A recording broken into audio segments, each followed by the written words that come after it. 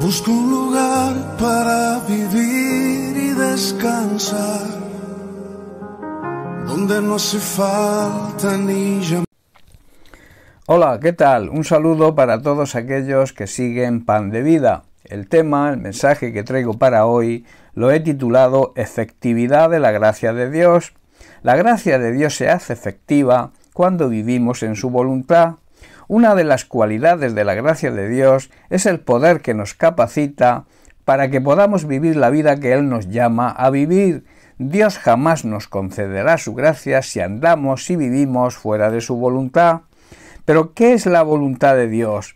En su principal connotación en la Biblia, voluntad es la determinación, el deseo, el consentimiento y el asentimiento, o sea, lo que Dios admite en cuanto a todo lo que existe en el universo. A veces se habla de voluntad permisiva de Dios para referirse a las ocasiones en que Dios permite o tolera que se hagan algunas cosas a pesar de que no las aprueba. En los evangelios, y principalmente en el Evangelio de Juan, se dice de Jesús que actuaba no conforme a su voluntad, sino a la del Padre, a la voluntad perfecta. Es más, Jesús se alimentaba, se nutría de hacer la voluntad perfecta de Dios, y Jesús no hacía nada que no estuviera dentro de la voluntad del Padre. Lucas lo confirma al citar la oración del Señor en Getsemaní, donde acepta la voluntad perfecta del Padre.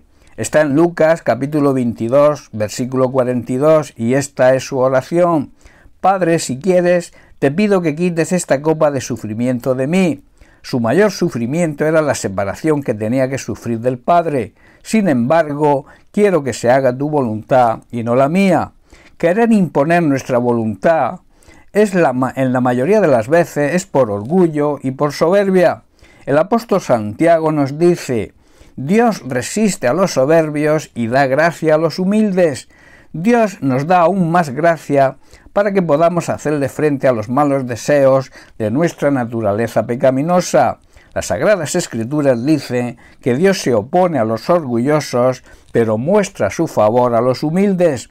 Así que Santiago nos recomienda que debemos humillarnos delante de Dios, aceptando su autoridad y soberanía, y de esta manera podremos hacer frente y resistir todos los ataques de nuestro enemigo el diablo, sus maquinaciones, sus engaños y tentaciones, y él huirá de nosotros. Es la única manera, la humildad, de acercarnos a Dios, y Dios se acercará a nosotros. Debemos lavarnos de toda inmundicia, de todo pecado, y purificar nuestro corazón, sometiendo nuestros sentimientos y pensamientos para que obedezcan a Cristo, que obedezcan su palabra, dejando de tener nuestra lealtad, nuestra fidelidad divididas entre lo que ofrece Dios y lo que ofrece el sistema mundano en que vivimos. A nosotros Dios nos ha concedido la libertad para hacer nuestra voluntad, lo que se llama libre albedrío, y esto es innegociable. Pero si Dios nos dice que hagamos o no hagamos algo y decidimos no hacerle caso, además del muy posible fracaso, sufriremos la pérdida de su unción. La unción es la consecuencia de andar en la voluntad de Dios, y andar en la voluntad de Dios es la puerta que se abre para recibir y experimentar su gracia, o sea, su capacitación para que las cosas nos salgan bien y también para ayudarnos a superar cualquier prueba o dificultad que se nos presente. Cuando nosotros decidimos seguir la dirección de Dios, seguir la dirección del Espíritu Santo, que es Dios, Él siempre nos va a proveer la gracia, la valentía, la motivación y la fuerza para hacer todo lo que Dios quiere y exige que hagamos, o sea, su propósito, sus planes y su voluntad. Hay una gran noticia sobre este tema, y es que la gracia de Dios no tenemos que hacer nada para merecerla o ganarla.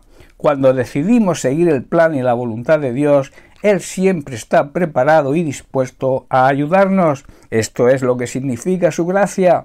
Jesucristo, que también es la gracia, es el regalo de Dios para nuestra salvación, murió y resucitó para concedernos la gracia de perdonar nuestros pecados y que podamos ser salvos.